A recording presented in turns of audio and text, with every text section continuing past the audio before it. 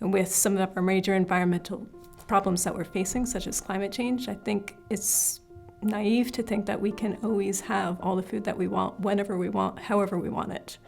We need to change our attitude about food. Climate change, non-point source pollution, these are some of the kind of this generation's kind of second or third generation environmental problems that we're dealing with today.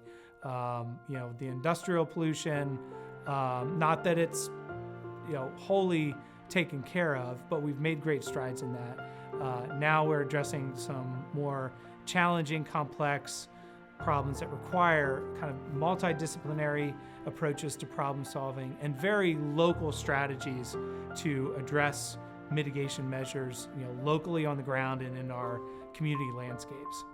Well, so we are facing triple threats of undernutrition, obesity, and also climate change.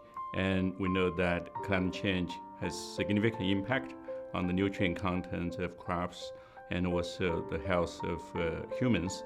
And so that's why I think we need a very significant transformation of the food system to improve the health of humans and also the health of the planet. One Health is the interconnectedness and the interface of animals, people, and the ecosystem services in which we survive. For a food system or an agricultural system, that balance is very important, and it's under a lot of stress with climate change, with emerging pathogens, with cultures that are poor and have inequalities. They are very, very prone to not having adequate food as well as safe food.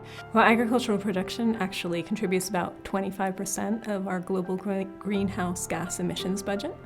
So both for production and for land use change that's being converted into agriculture. Not only contributes to climate change, it's also radically affected by climate change, of course. So as we're getting more intense storms, we're having more flood conditions, we're having more drought conditions, and that really threatens the sustainability of our food supply. There will be developing water wars when we don't have enough water, and that's important for agriculture, aquaculture. Food production has greater ecological stress than any other human activity. This is based on disrupting habitats, which result in a loss of biological diversity.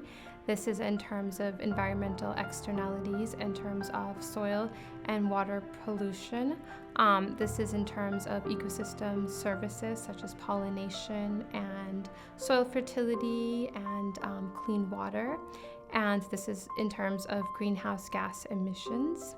And then different types of foods and different ways of growing those foods very much result in very different impacts on the environment. And that's why I think focusing on diets and food is so important, and how we as human consumers are interacting with the food system and are able to change the sustainability outcomes in such significant ways. We can look to mitigate climate change, so change our agricultural production so that we reduce our impacts and our greenhouse gas emissions. And we can also adapt to climate change, so we can change our production methods in order to make agriculture more resilient to climate change. When we increase the milk yield of a cow per day, we dramatically decrease greenhouse gas emissions per kilogram of milk produced. And the U.S. leads the world in that reduction. And the problem when we look at global dairy is that so much of the world is at inefficient levels of production, many really at biblical levels. And that's where most of the greenhouse gas emissions of dairy livestock occur, is in these areas where the yields are very, very low. One of the movements that is happening in agriculture is called sustainable intensification. So that is having new technologies that are climate sensitive and environmentally take environment into consideration when developing new technologies, not just profit oriented. It's also taken an ecological approach to agriculture. So what do we know about ecological natural processes, and how can we harness those rather than trying to manipulate them to the extent that we have inefficient production systems? Currently, I think it's been increasingly recognized that climate change is not just the environmental issue, it has actually become a public health crisis, because the changes in our environment will have a huge impact on our food system, on food insecurity, and on public health.